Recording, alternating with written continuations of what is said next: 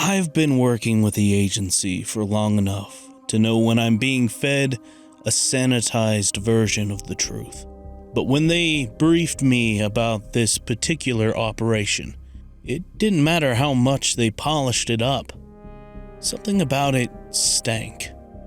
I'm a case officer in charge of handling, let's just say, unusual projects. I'd been on missions that bordered on the insane, but nothing had prepared me for what I encountered. The operation started as a civilian scientific investigation. Typical university stuff. A team of researchers from the University of Alaska Fairbanks had discovered a section of dense, remote forest somewhere on the outskirts of Wrangell St. Ellis National Park. Unlike the rest of the vast wilderness, this particular part of the forest was different. It wasn't just quiet, it was completely void of all sound. No birds, no wind rustling through the leaves, no sign of wildlife. And according to the university, this eerie quietness was more than an oddity. It was scientifically impossible. The university research team went out on a 7-day expedition to study the silent forest. When they missed their pickup time, the university reported them missing and requested the help of search and rescue teams. When the reports hit the upper echelons of government, we were brought in. The silence wasn't just affecting wildlife. Communication devices didn't work properly. No signals of any kind. GPS systems became erratic the moment anyone stepped foot inside the forest. Naturally, this raised all sorts of alarms for people like me. The kind of people tasked with ensuring things that shouldn't exist stay off the public radar. The new team was assembled, one that included me, security personnel, and a forest ecologist with decades of field experience, Dr. Jacob Holt. Dr. Holt wasn't some tree-hugging academic. He'd spent 20 years studying environmental shifts in some of the most inhospitable places on Earth. Forests, jungles, the Arctic. When I first met him, he looked the part. He was rugged, weathered, with rough skin from spending most of his life outdoors. His piercing eyes told me he was one of those men who wouldn't break easily. Someone who had seen things. We were joined by 2 operators, Masters and Greaves. They were to provide security. They were the muscle, here to protect us from anything we may run into in that forest. Their faces were unreadable as they stood at attention by the helicopter, decked out in tactical gear that looked more suited for a war zone than a forest expedition. I shook Dr. Holt's hand as we loaded into the chopper. "You've been briefed?" I asked. "Only enough to know that this forest is unlike anything I've ever seen," he replied. His voice had that quiet confidence that came from years of experience. As the helicopter's rotors roared and we ascended into the skies, I couldn't shake the feeling that this was the beginning of something that I wasn't prepared for. The ride was uneventful. The view beneath us, a sea of endless forest stretching in every direction. The place where we were headed was so remote, there weren't even trails leading into it. No one had any business being out there. And yet, here we were, flying straight into the heart of it. When we landed at the drop zone, Masters and Greaves fanned out, securing the perimeter while we gathered our gear.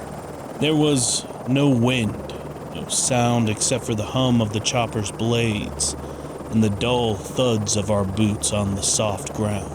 The pilot gave us a nod, signaling he'd be back in 48 hours.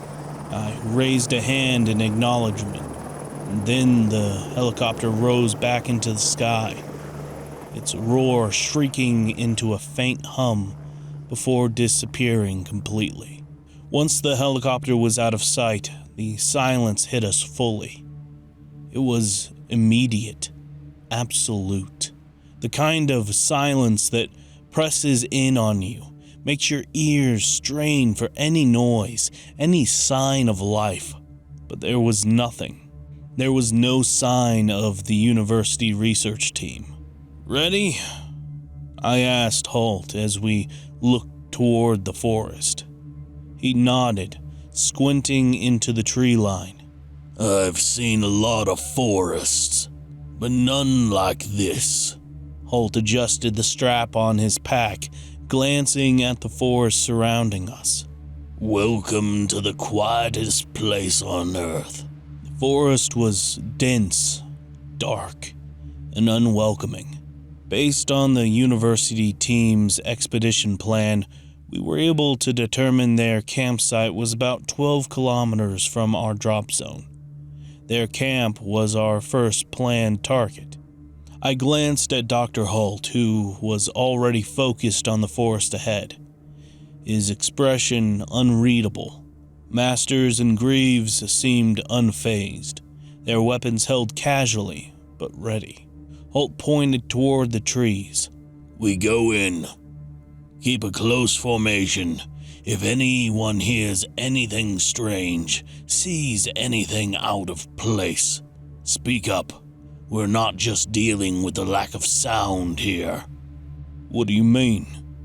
Greaves asked. "I mean, nature doesn't just turn off," Holt replied. "No, there's something causing this." We ventured into the forest, the thick canopy blotting out much of the daylight overhead. I've been in some eerie places before, and dealt with some unexplainable things. But this was different. I wasn't sure what I had expected, but the absolute silence that engulfed me wasn't it. "Sure is something else, isn't it?" Holt said quietly as he walked next to me. He didn't have to raise his voice. There was no other noise to drown out our conversation. No chirping birds, no rustle of wind through the trees. I nodded. Masters and Greaves moved with precision and purpose. Masters, the taller of the two, had that sort of casual confidence that only came with experience. Greaves seemed more skeptical, methodical, his sharp gaze scanning the forest as we walked. But even they, hardened as they were, seemed unsettled by the unnatural stillness. We walked all day before we made camp at the edge of the clearing, just inside the tree line. Masters and Greaves busied themselves setting up a perimeter, their footsteps muffled by the thick, spongy forest floor. No one spoke much. We were all unnerved by the unnatural quiet, even though that none of us would admit to it. My own thoughts felt too loud in my head, and I found myself straining to hear any sign of life. There wasn't any. "Tell me, Holt," I said as we unpacked our gear, breaking the silence. "What exactly did the university team report before they went off-grid?" Holt crouched down to check his instruments. The faint scratching of his pen against the paper sounded oddly loud. "The initial team, dedicated to acoustic anomaly in this region, no natural sound. It drew their attention because areas like this don't exist naturally. At least, not for long. Animals move in, wind passes through, water flows. Something always fills the space." "And here, nothing," I said, stating the obvious. He nodded. "They sent back some preliminary data showing that the forest was absorbing sound at a rate that defied explanation. Then their transmission became garbled. They went radio silent 3 days ago. The university was funding pure research. When it got weird, you all stepped in. Great. I looked around at the silent, still forest. So, any guesses? Holt was quiet for a moment, glancing at the trees, his eyes narrowed in thought.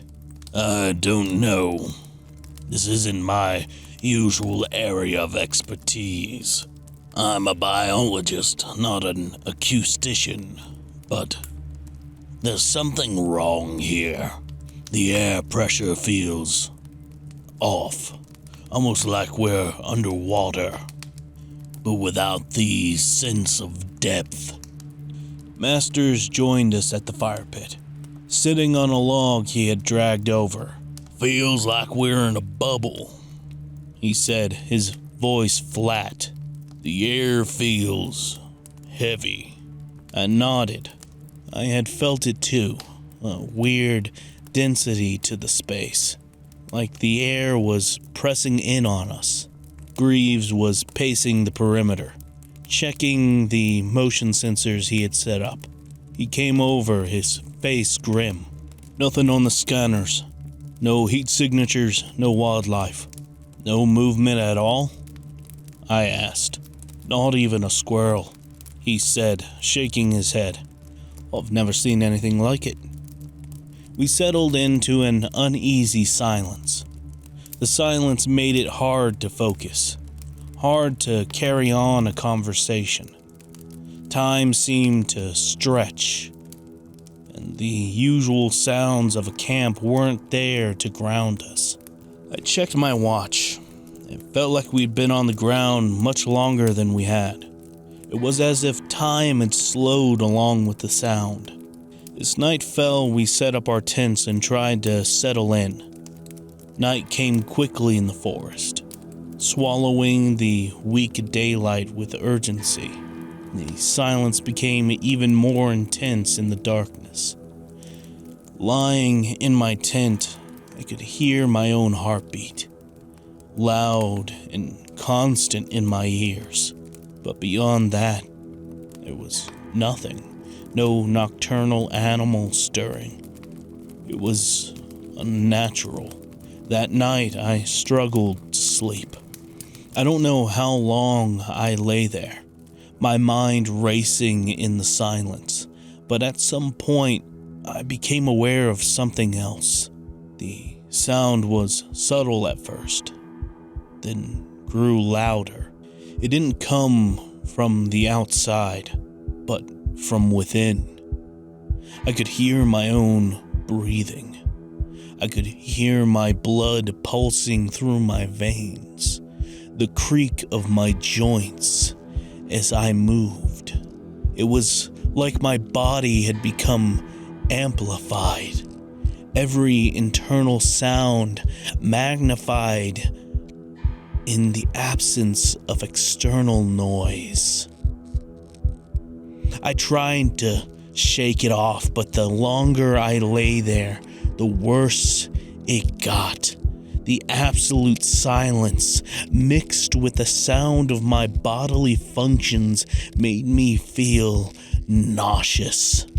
I could feel something, a strange pressure, like something was trying to squeeze every sound, including the ones inside of me.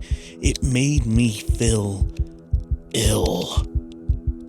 I finally managed to drift off. It wasn't restful. My dreams were fragmented, filled with flashes of the forest, its trees towering over me, and a constant, suffocating silence pressing in from all sides. The next morning, we gathered around the campfire, though now it gave off no sound. I glanced at the others, but no one commented on it. I couldn't remember for sure, but I could have sworn I could hear the fire the night before. In the morning, though, the fire was silent. No gentle cracking. Nothing. Just silent flames. Did anyone sleep well? I asked, although I already knew the answer. Holt rubbed his eyes, shaking his head. It's strange. I've spent weeks in forests before, but last night I could hear everything inside of me. My heart, my lungs, my joints. It was like the silence turned inward. Graves and Masters exchanged glances but said nothing. We need to keep moving, I said, pulling out the map. The university team set up their camp about 5 clicks east of here. If we're going to find any answers, that's where we'll start. We packed up and began moving, determined to cover ground and get to the campsite. But the further we went, the more oppressive the silence became. It wasn't just an absence of sound. It felt like something was trying to actively pull the sound from us. Holt stopped every now and then to take samples or examine the flora, but there wasn't much to find. The trees were all the same, tall, ancient, and perfectly still. No leaves rustled, no branches creaked. At one point, Greaves signaled for us to stop. He crouched down, scanning the area with a thermal scope. Still nothing, he muttered. No movement, no heat signatures. It's like the whole forest is dead. It's not dead, Holt corrected, stepping forward. It's like it's frozen. Nothing is growing, nothing is dying. Everything is just staying as it is. I didn't like the sound of that. As we continued, I started to notice something else. It was subtle at first, but the more I focused on it, the clearer it became. Our footsteps were no longer making any sound. I could see Masters and Greaves stepping on twigs, leaves, even rocks. But there was no crunch, no snap, just silence. I stomped my boot against a fallen branch. It broke in half. Nothing. Not even the dullest of cracks. What the hell? I muttered. Holt noticed it too. He knelt down, pressing his hand to the ground. The forest is absorbing the sound. Absorbing? Masters asked, looking unsettled for the first time. What do you mean? Holt stood, wiping his hands on his pants. Sound isn't just vanishing. It's being taken, consumed, absorbed somehow. How? By what? I asked. Holt didn't answer, his face puzzled. I don't know yet. By midday, we reached the university team's base camp. The tents were still standing, but there was no sign of life, no tracks, no bodies. It was as if the team had simply vanished. Check the perimeter, I ordered Masters and Greaves. They nodded and moved off without a word. Holt and I stepped into the largest tent, which looked like a makeshift lab. There were papers scattered on the table, notebooks filled with data and observations. Holt shifted through them, his brow furrowed. They were studying the absorption, he said quietly, flipping through the pages. Measuring the sound absorption rates, cataloging how far the phenomenon goes. And what did they find? Holt shook his head. It doesn't make sense. The silence, it Looks like it's growing, expanding, like a living thing. He handed me one of the notebooks and I scanned the pages. The last few entries were scribbled hastily, as if written in a rush. Day 5. We can't hear each other anymore. Even when we shout, it's like the sound is being swallowed before it leaves our mouths. Something's wrong. The silence is getting into our heads. Day 6. It's inside me. I can't hear my own thoughts. I flipped through the notebook, feeling the weight of those final words. It's inside me. I can't hear my own thoughts. What does this mean? I muttered, looking up at Holt. His face was pale, his usual scientific detachment crumbling slightly. It's like, he began slowly, that the absorption is something physical. They lost the ability to talk, to hear themselves think. That's why their notes are scattered like this, incomplete. They weren't just losing sound, they were losing their minds. Outside, Masters and Greaves returned, shaking their heads. Nothing, Masters said, keeping his voice low, as if afraid the silence might swallow it if he spoke too loudly. No signs of life, no bodies. I felt a cold knot of dread tighten in my stomach. Well, they had to go somewhere. Or something took them, Greaves added grimly, his hand resting on his rifle. Holt was still scanning the notebooks, his eyes darting from one entry to another. But I could tell he was growing more unsettled with every page. We need to go back. We need to start moving back towards the landing zone, he said almost to himself. There's more going on here than I thought.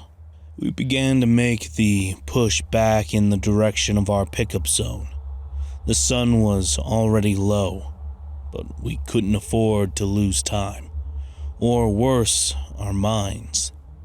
Something about this place gnawed at me. I couldn't shake the feeling that we were being watched, even though every logical part of me knew we weren't. There hadn't been a single movement or thermal signature since being here. Nothing lived here.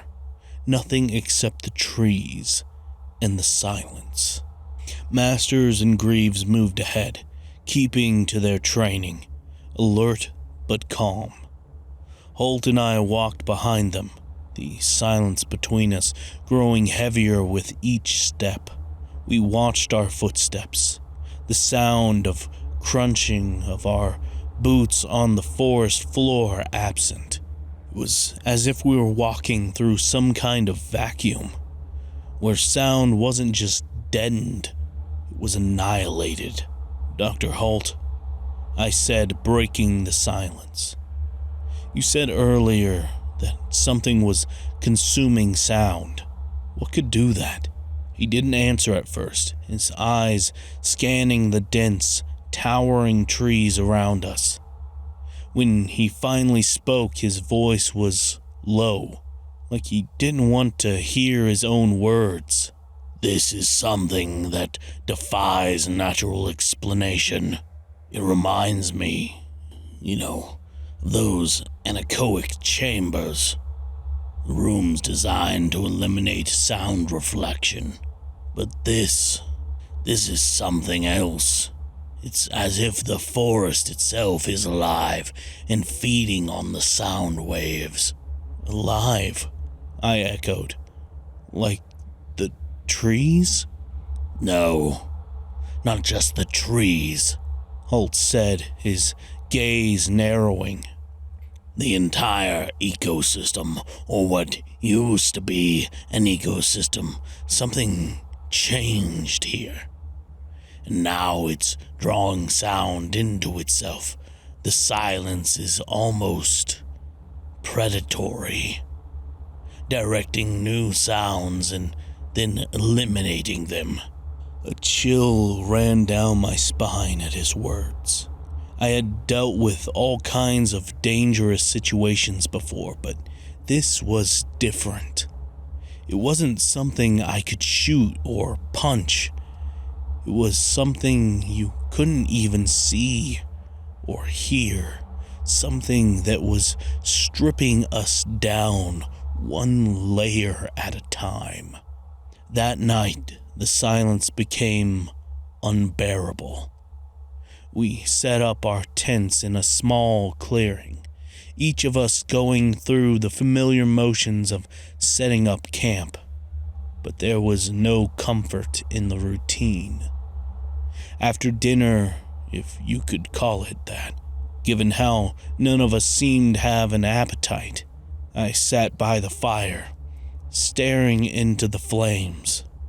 The fire should have been comforting, a reminder of normality, but even it felt wrong. I could see the flames flickering, but there was no crackling, no popping of wood. I looked over at Masters and Greaves, who were sitting by their tent, checking on their gear. I could tell they were on edge. They were trained to expect danger. But this was different. This was something you couldn't fight. I glanced at Halt, who was sitting a few feet away, scribbling notes into his journal. His face was tight with concentration, his eyes flicking back and forth between the pages and the surrounding forest. He had said earlier that the silence was expanding, but he hadn't elaborated. Now, I began to wonder if he knew more than he was letting on. The silence pressed in on me like a physical weight on my chest. It was hard to breathe, hard to think. I could feel my pulse in my throat, the steady thud of my heart sounding louder and louder in my own head. And then, just like the night before, I could hear every sound inside my body again. First, it was my breathing, deep, slow inhales that felt unnaturally loud. Then my heart beat, each thump echoing in my ears like a drum. I could hear the blood running through my veins, the creaking of my joints, even a low gurgle of my stomach. It was as if my body had become a machine and every function was amplified. I looked over at Masters and Greaves, and I could see from the way they fidgeted that they were feeling it too. Greaves' fingers drummed lightly against his thigh, his eyes darting around the camp as if trying to find something, anything that made noise. But there was nothing except our bodies. Holt closed his notebook and set it down beside him. "This place is wrong," he said softly, as if to himself. "Care to elaborate?" I said, growing impatient with his explanations. He hesitated, then sighed. "Us. The sounds of our voices, the noise of our bodies, our footsteps. It's like we're being devoured. One sense at a time. One sound at a time." That night, sleep was impossible. The sound of my body wasn't just unsettling anymore. It was becoming unbearable. At some point, I drifted off, and when I woke up, I had no idea how much time had passed. I sat up in my tent, my head pounding, my mouth dry. I glanced at my watch only to find a blank display. That's when I realized something else. The sound in my head wasn't from my heartbeat. It was something external, something rhythmic, like voices. I threw open the tent flap and stepped out into the clearing. Holt, Masters, and Greaves were already up, standing at the edge of the camp, staring into the trees. Their faces were pale, their eyes wide with fear. "Do you hear that?" Masters whispered, his voice trembling. I strained my ears, trying to catch whatever sound had shaken them. For a second there was nothing, just the oppressive silence that had become our constant companion. But then, faintly, I heard it, a soft sound, like whispers coming from deep within the forest. But it didn't make sense. We hadn't heard a single noise coming from anything else, natural or otherwise, since we arrived. No birds, no wind, not even insects. But now, in the dead of night, something was whispering out there. "What the hell is that?" "No idea," I said, stepping closer to them. I glanced at Holt, hoping for some kind of rational explanation. But he was just as frozen as the rest of us, staring into the trees like a man staring at the abyss. I don't know," Holt stammered, which was unsettling in itself. He was supposed to be the expert, the scientist, the man with the answers. But now he looked like a scared child. The whispers grew louder, more defined. They were slow, deliberate, as if whatever was making them was aware of us and taking its time, savoring our fear. Masters raised his rifle, aiming it toward the trees. But I knew, deep down, that bullets wouldn't do a damn thing here. Whatever was out there, it wasn't something we could shoot. It wasn't something that bled. Suddenly the whispers stopped. The silence returned with a vengeance, heavier than before. It pressed against my eardrums, suffocating, almost as if it were trying to crush us. "We need to move," I said, my voice shaky but firm. "Get out of here now!"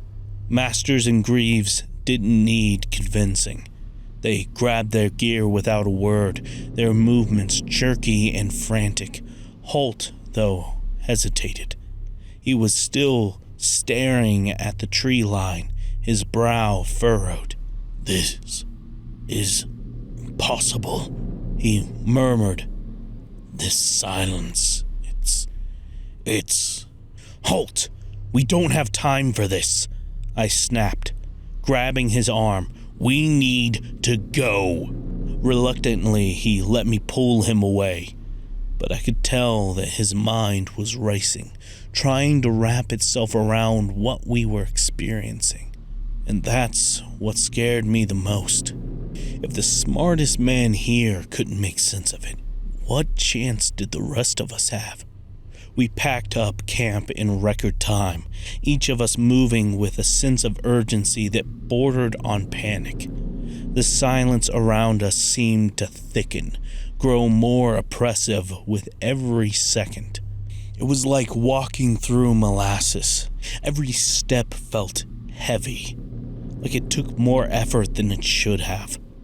I could barely hear my own thoughts. My internal monologue, the constant hum of my mind, was being drowned out bit by bit, as if something was reaching into my head and muting it. I began having trouble forming basic thoughts. I glanced up at the others and saw the same panic in their eyes. They were losing themselves too. Holt was scribbling furiously in his notebook as we moved, his hand shaking as he tried to capture what was happening. But even his notes had grown erratic, half-formed sentences, fragments of ideas, and nothing coherent.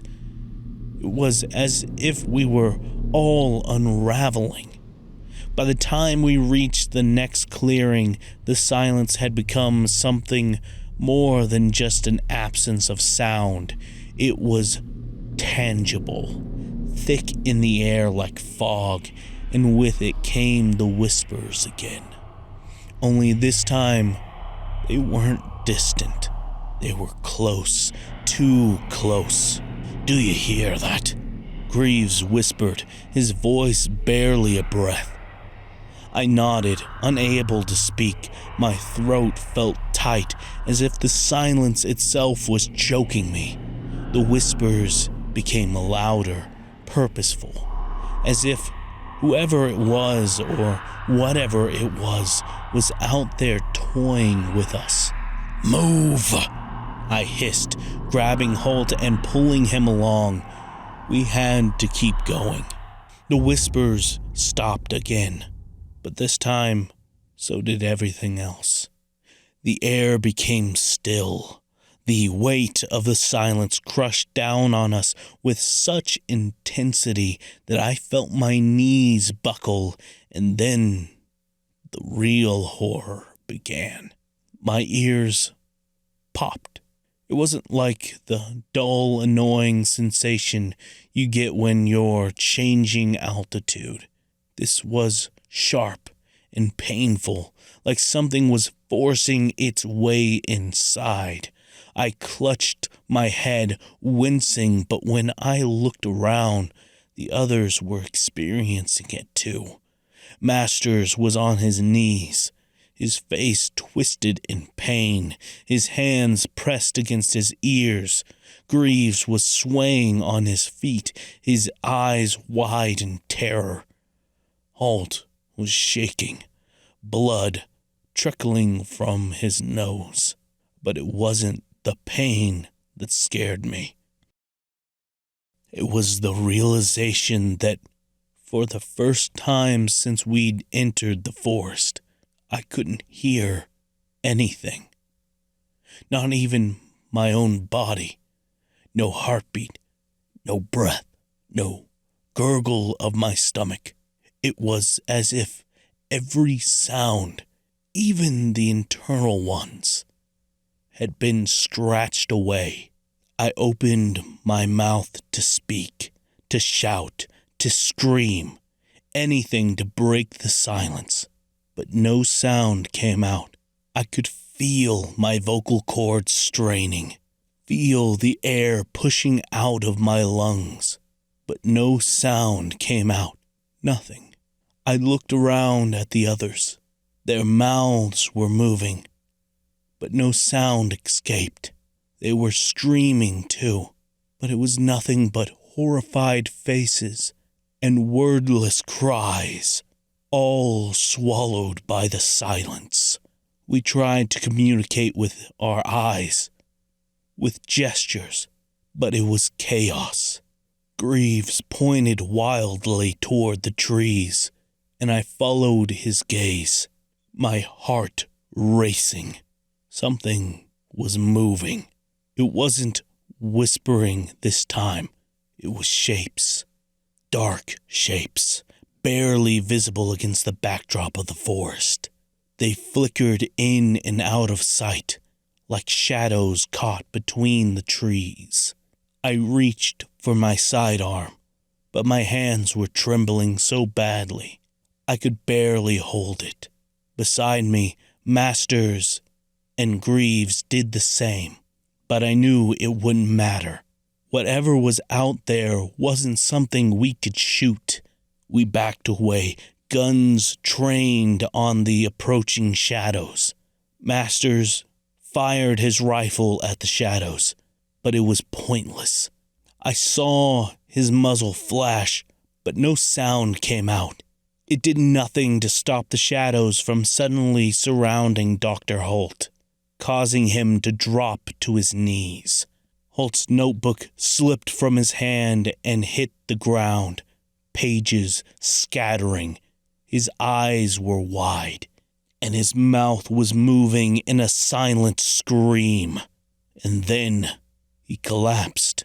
I don't know how long we stood there, watching as Holt's body was surrounded by shadows, swallowed by the silence. It was as if he had been absorbed into a void, and I knew, deep down, that the same fate awaited us. I grabbed Masters by the shoulder and pointed toward the trees. He nodded, understanding what I couldn't say. We had to get out of the forest, now. We took off running, our footsteps completely silent as we sprinted through the trees. I could feel my lungs burning, my legs screaming for rest, but I couldn't hear it. I couldn't hear anything. Behind me, Greaves stumbled, falling to the ground. I turned back, reaching for him, but when I did, I realized the shadows were surrounding him, closing in. I knew that there was nothing I could do. I watched helplessly as Greaves was swallowed by the silence. Just like Holt, Masters and I kept running. I didn't know where we were going, if there was even a way out, but we had to try. We had to survive. But in the end, the silence always seemed faster. I don't know how I made it out. All I remember is running, feeling the crushing weight of the silence in my chest, in my mind, until it was all I knew. I kept running and running until eventually somehow I made it. But I was alone. Masters was gone. Greaves was gone. Holt was gone. I stumbled my way through the forest until finally I burst through what felt like an invisible barrier, the perimeter, where the silence, whatever it was, ended. And suddenly sound exploded back into existence. The wind, the rustling of leaves, the sound of insects, the distant call of birds, and the sound of my ragged breath. The sudden influx of sound overwhelmed my senses, nearly making me double over in a wave of headache and nausea. I had made it out, but I knew the horror lingered just behind me. I walked until my legs couldn't take any more, before I stopped and I set up a makeshift camp. I endured the cold for 3 more days, while I mentally wrestled with the memories of what had occurred. Eventually, I made my way to a high enough point to signal one of the search helicopters that had been hovering over the area after we had missed our 48-hour pickup time. The sound of the rotor blades was a sweet melody of hope, bringing me to safety away from the nightmare of that place. But even now, as I sit here writing this, I have trouble hearing my own thoughts. I'm terrified that maybe, just maybe, I brought a piece of that forest back with me. I'm terrified that somehow it's creeping in, eating away at me, slowly devouring every sound, every memory. I don't know what the silence is. I don't know what the shadows were. I don't know what it wants. All I know is that it's alive, and it's hungry.